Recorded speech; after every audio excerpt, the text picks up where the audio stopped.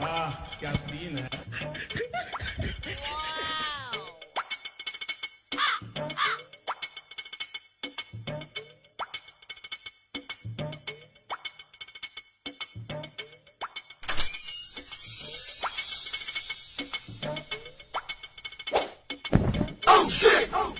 সেনাপতি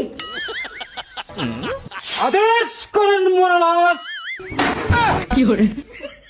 না না না, আমি আমার নানি মাকে ছাড়া আর এক মুহূর্ত থাকতে পারবো না।